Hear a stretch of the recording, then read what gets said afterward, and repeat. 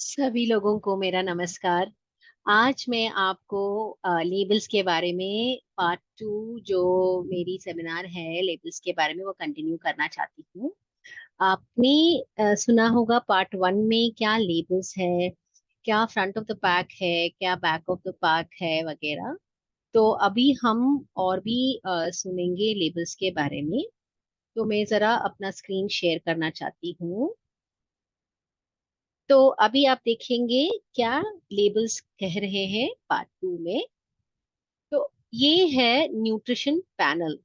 Correct, last time मैंने इसका एक झलक दिया था आपको। न्यूट्रिशन पैनल में क्या क्या है, न्यूट्रिशन पैनल में क्या न्यूट्रिएंट्स है, मैक्रो होता है, माइक्रो होता है। मैक्रो न्यूट्रिएंट्स में हमारा प्रोटीन, कार्बोहाइड्रेट, फैट वगैरह होता है जो एनर्जी देता है हमको। माइक्रो न्यूट्रिएंट्स में विटामिन्स होगा, मिनरल्स होगा, थोड़े एक्टिव्स होंगे जो हमको बेनिफिट्स देते हैं, है ना। तो ये मैक्रो और माइक्रो न्यूट्रिएंट्स दोनों मिला के जो कितना है ये एक प्रोडक्ट में, ये जो हमारा कैलकुलेशन है इसका, ये है न्यूट्रिशन पैनल में दिया गया है। और ये पर सर्व बेसिस में होता है। सर्व क्या होता है, सर्विंग साइज क्या है, ये एकदम से जो हम खाते हैं वो एक सर्व है। तो फॉर एग्जाम्पल बिस्किट पैकेट में दो तीन बिस्किट्स हो सकता है, एक ब्रेड पैकेट में दो स्लाइसेस हो सकते हैं, है ना। तो इसके ऊपर वो लोग न्यूट्रिएंट का कैलकुलेशन करते हैं। तो अगर ये अभी इस पर्टिकुलर एग्जाम्पल में यहाँ पे 30 ग्राम सर्व साइज दिया है, जो एक स्कूप है पाउडर का जो हम मिलाते हैं इधर दूध में या पानी में। तो इस 30 ग्राम सर्व साइज में क्या क्या एनर्जी कहाँ कहाँ से मिलता है, कितना प्रोटीन है वगैरह इसमें दिया है इस न्यूट्रिशन पैनल में। तो हमको जरा अंडरस्टैंड करने के लिए मैंने एक कैलकुलेशन दिया है लेफ्ट साइड में, जो आप कर सकते हैं कैलकुलेशन अपने आप कैलोरीज के बारे में। तो कैलोरीज जो है एनर्जी है, ये हम कैसे कैलकुलेट करते हैं, प्रोटीन और फैट और कार्बोहाइड्रेट का डिफरेंट डिफरेंट एनर्जीज होते हैं। तो 1 ग्राम कार्बोहाइड्रेट हो या प्रोटीन हो 4 किलो कैलोरी का एनर्जी देता है, और fat 9 kilo calorie, 9 kilo calorie का एनर्जी देता है। तो अगर हमारे ये लेबल में 24 ग्राम प्रोटीन है तो हमने वो 4 से मल्टीप्लाई किया तो हमको 96 मिल गया। अभी हमारा फैट को हमने 1.089 से मल्टीप्लाई किया है ना, तो ये 9.72 हो गया। तो ये कार्ब भी हमने 4 से मल्टीप्लाई किया तो 5.28। टोटल मिला के हमारा 111 किलो कैलोरीज हो गए हैं जो हमको यहाँ पे दिया गया है। ठीक है। तो अभी हम आरडीए के बारे में समझते हैं। आरडीए क्या है, ये रिकमेंडेड डाइटरी अलाउंस है, ये लिखा जाता है यहाँ पे स्टार में लिखा गया है। और ये Indian council of medical research and national institute of nutrition ने इसको ये अलाउंस को दिया है। तो ये कहाँ देते हैं, ये एक बुक में पब्लिश होता है जो गूगल में मिलेगा, आपको इंटरनेट में मिलेगा।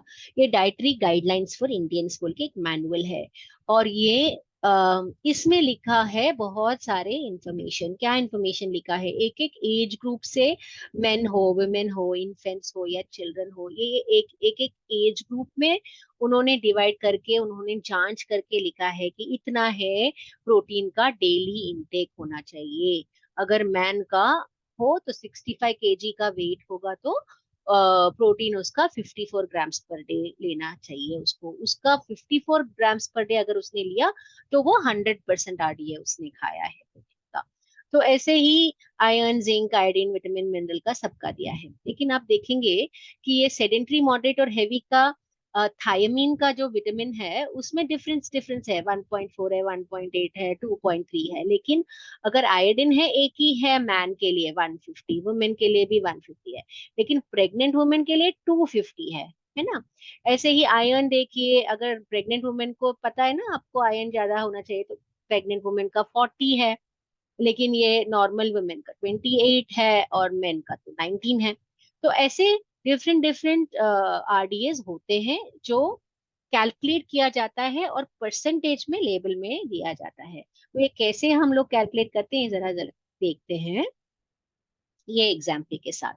तो इस एग्जाम्पल में हमने क्या दिया है, इसमें एक न्यूट्रिशन पैनल है जिसमें प्रोटीन यहाँ दिया गया है कि 21 ग्राम्स है प्रोटीन, तो इसका आरडीए 38.88% है। ये कैसे कैलकुलेट किया इन्होंने, तो हमको नीचे देखना पड़ेगा।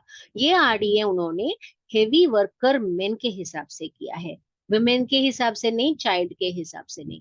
तो हेवी वर्कर मेन हमने पहले देखा था प्रीवियस लेवल में 54 ग्राम का प्रोटीन था पर डे बेसिस में, जो 100% आरडीए देखा था, है ना। तो वो अगर हम कैलकुलेट करेंगे 21 ग्राम्स प्रोटीन कितना देगा, तो ये डायरेक्ट प्रोपोर्शन की तरह हम कैलकुलेट करके बताएंगे कि 38.88% है। ठीक है। तो अभी हम देखेंगे सोडियम। ऐसे हमने सारे आरडीए कैलकुलेट किए मैक्रो के लिए, अभी सोडियम का देखेंगे। सोडियम का जो है इंफॉर्मेशन, फास्फोरस, सोडियम, पोटेशियम, ये सब वो लेबल टेबल में नहीं था। ठीक है, वो आरडीए टेबल में जो हमने प्रीवियसली देखा था, ये सेपरेटली है और सारे टारगेट ग्रुप के लिए एक ही है। अगर मैन हो, वुमेन हो, चाइल्ड हो, ये डिफरेंट डिफरेंट नहीं है। इसलिए एक सेपरेट टेबल में उन्होंने दिया है कि 2000 मिलीग्राम से ज्यादा नहीं लेना चाहिए सोडियम। तो उन्होंने 40 मिलीग्राम का ये इंफॉर्मेशन डायरेक्ट प्रोपोर्शन में अगर हम फिर से डालें तो हमको पता चला कि 2% है जो सोडियम का आरडीए है। तो ये आरडीए जो है, ये कह रहा है कि अभी ये पदार्थ या ये प्रोडक्ट में अगर खाऊंगी तो मुझे 38% आरडीए, पूरे दिन का प्रोटीन मेरा 54 है तो मेरा 28% तक मेरा हासिल हो गया, मेरा 38% तक मुझे मिल गया। बाकी का जो है मैं दूसरे फूड से ले लूंगी, दूसरे कंज्यूम कर लूंगी और मेरा प्रोटीन ले लूंगी। और सोडियम भी बहुत कम है, 2% ही है। तो मेरा सोडियम अगर मैं जितना भी खाऊं, सोल्ट दूसरे दाल में, करी में, वहां से भी जो सोडियम आता है। तो इसलिए हमारे प्रोडक्ट्स में हम लोग हर समय लो सोडियम ही देखते हैं, कम सोडियम ऐड करते हैं मैन्युफैक्चरर्स। तो ये है जो न्यूट्रिशन लेबल के बारे में और आरडीए के बारे में इंफॉर्मेशन है। अभी हमने सब देख लिया है कि क्या है ये न्यूट्रिशन लेबल, है ना। लेकिन फिर भी लेबल जब हम पढ़ते हैं थोड़ा ध्यान दे के हमको पढ़ना चाहिए। क्यों? क्योंकि इसमें कभी कभी कंफ्यूजिंग इंफॉर्मेशन दे सकते हैं या हम कंफ्यूज हो सकते हैं, इसलिए हमें थोड़ा ध्यान दे के देखना है।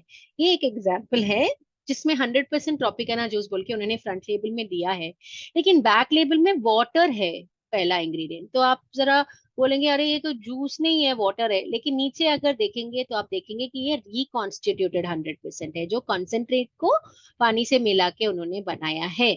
और क्या देखेंगे कि वाटर और कॉन्सेंट्रेटेड जूस के बगैर और कुछ भी नहीं है इसमें। तो आप ये जरूर देख सकते हैं कि ये 100% जूस है।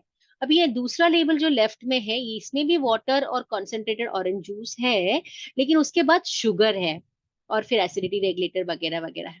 ये एक स्वीटेंड जूस बेवरेज है जो fruit beverage ready to serve category में आता है, जो फ्रंट लेबल में लिखा है। ये 100% जूस नहीं है। तो ये लेबल पढ़ के, बैक पैनल को पढ़ के ही हमको जरा समझ में आता है कि इसमें शुगर है कि नहीं है, ये क्या है। ठीक है ना। तो ये जरा आपको केयरफुली पढ़ना है। एक और लेबल है यहाँ पे जो आप केयरफुली पढ़ के आपको समझ में आएगा ये क्या है। फॉर एग्जाम्पल, ये दोनों पदार्थ जो है, फ्रोजन डेजर्ट हो या आइसक्रीम हो, दोनों आइसक्रीम की तरह ही दिखेंगे, आपको फील करेंगे जब खाते हैं वगैरह। लेकिन लेफ्ट में जो है वो फ्रोजन डेजर्ट है, जो इमल्शन है, जो पानी जो फर्स्ट इंग्रेडिएंट है और ऑयल के साथ बनाया गया है, स्टेबलाइजर और इमल्सिफायर के साथ। लेकिन ये राइट साइड में जो आइसक्रीम है, ये पहला इंग्रेडिएंट है मिल्क सॉलिड्स, जो दूध से बनता है, दूध और क्रीम के साथ जो बनता है उससे बनाया गया है। तो पैस्चराइज्ड सॉल्टेड बटर है, दूध है और फिर शुगर है ना, इससे बनाया जाता है जो आइसक्रीम घर पे बनाते हैं ऐसे।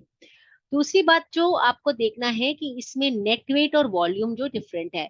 नेट वेट ये लेफ्ट साइड में 395 ग्राम्स है और 700 मिलीग्राम है, और यहाँ पे नेट वेट 500 ग्राम्स है और 530 ml है। तो क्या है ये समझ में नहीं आया होगा आपको, तो मैं बताती हूँ इसमें क्या है। आइसक्रीम में जब बनाते हैं प्रोसेस में तो एयर इनकॉर्पोरेट करते हैं, हवा इनकॉर्पोरेट करते हैं ताकि वो थोड़ा फ्लफी हो, फोमी हो खाने में। तो ये ज्यादा, ये जो वाटर और ऑयल से बनाया गया मीडियम फैट फ्रोजन डेजर्ट है, इसमें ज्यादा एयर इनकॉर्पोरेट कर सकते हैं क्योंकि इसमें स्टेबलाइजर वगैरह बहुत सारा है। इसमें स्टेबलाइजर उन्होंने ऐड नहीं किया, सिर्फ उन्होंने विप किया होगा आइसक्रीम को। तो इसलिए इसमें एयर इतना नहीं बना है। ये जो आइसक्रीम प्रीमियम आइसक्रीम की तरह बहुत हाई माउथ फील के साथ क्रीम के साथ है, जिसमें 30 ml ही ऐड किया गया है एयर। इसमें ऑलमोस्ट डबल ऐड किया है, 300 ml से ज्यादा ऐड किया है इन्होंने। तो जब आप बाय करते हैं प्रोडक्ट, तो आपको अगर प्रीमियम आइसक्रीम चाहिए तो आप राइट साइड में लेबल पढ़ के आप ले सकते हैं। एक और लेबल जो मैंने यहाँ पे दिया है, जो कंफ्यूजिंग लेबल के मुताबिक आएगा, ये है ये लेबल, जिसमें राइट साइड में आप देखेंगे इन्होंने एडवर्टाइज किया है कि इसमें 50 मिलीग्राम डीएचए है। ठीक है ना। तो ये न्यूट्रिशन पैनल में जब आप देखेंगे यहाँ पे भी 50 मिलीग्राम है, लेकिन ये डीएचए के बाद जो है ये 20% लिखा है। तो ये 20% का मीनिंग क्या है, ये क्या है अर्थ? तो अगर आप थोड़ा ठीक से ध्यान से देखेंगे तो आपको पता चलेगा कि इस मैन्युफैक्चरर ने 20% का डीएचए ऑयल ही 50 मिलीग्राम में डाला है। अगर मेरे को 100% चाहिए डीएचए, तो ये 1/5 ही होगा मेरे प्रोडक्ट में जो मैं कंज्यूम करने वाली हूँ। तो 50 का 1/5 इज 50 डिवाइडेड बाई 5, क्योंकि 20% ही उन्होंने यूज किया है ऑयल डीएचए का, इसलिए इसमें एक्चुअली आपका डीएचए 10 मिलीग्राम ही है। उन्होंने थोड़ा सा हमको मिसलीड या कंफ्यूज किया है। अभी हमको पता चल गया है कि लेबल में क्या है और लेबल में क्या नहीं है, करेक्ट? तो क्या नहीं है लेबल में? लेबल में क्या नहीं है? लेबल में ये नहीं पता चलता है कि इन्होंने ये क्वालिटी इंग्रेडिएंट से बनाया क्या, ये प्रोडक्ट क्वालिटी प्रोडक्ट है क्या, इसका शेल्फ लाइफ किया गया है क्या पक्का, और ये शेल्फ लाइफ में जो इन्होंने प्रॉमिस किया है कि 1 साल तक रहेगा ये प्रोडक्ट, तो उन्होंने ये सब विटामिन मिनरल्स जो भी ऐड किया होगा या जो भी है वो 1 साल तक टिकेगा क्या, या प्रोडक्ट में चला जाएगा? कभी कभी विटामिन और मिनरल्स प्रोडक्ट में नहीं टिकते। तो ये सब हमको नहीं पता लेबल में से। तो ये सब हमको कहाँ से पता चलता है? ब्रांड का नाम से, या मैन्युफैक्चरिंग लोकेशन से, या मैन्युफैक्चरर के नाम से, है ना। तो ये सब हमको ट्रस्ट या बिल्ड होता है, ये जो आइडेंटिटी होता है एक ब्रांड का या नाम का। इतने सारे हमको प्रोडक्ट्स है मार्केट में, लेकिन हम क्यों एक ही प्रोडक्ट को लेते हैं, घर लेके आते हैं? क्योंकि हमको वो ट्रस्ट है ना, कि मुझे ये प्रोडक्ट से मेरे को ये बेनिफिट मिलेगा, या ये प्रोडक्ट मेरे को टेस्टी है वगैरह वगैरह। तो ये मेरे सेहत के लिए अच्छा है। तो ये सब लेबल में नहीं लिखा जाता है, ये सब हमको ट्रस्ट से बिल्ड होता है वो प्रोडक्ट के ब्रांड के नाम से या उसके मैन्युफैक्चरर के नाम से, जो लेबल में नहीं लिखा जाता है। तो ये सब हमको ध्यान लगा के हमको पता होना चाहिए कि what labels say, what labels also don't say. So अभी आपको शायद अच्छा पता चल गया है कि लेबल में क्या क्या है, फ्रंट पैनल में क्या है, बैक पैनल में क्या है, न्यूट्रिशन का इंफॉर्मेशन कैसे पढ़ते हैं, आरडीए क्या है, और कंफ्यूजिंग लेबल्स के बारे में भी आपको पता चला होगा। तो ऐसे आप, यस, अभी ग्रोसरी स्टोर में जाएंगे तो आप खुद जाके अपना लेबल्स पढ़िए, और फिर अपने हिसाब से प्रोडक्ट को अपने सेहत के लिए खरीदिए। धन्यवाद। और भी सेमिनार में आपको मैं मिलूंगी। Thank you so much.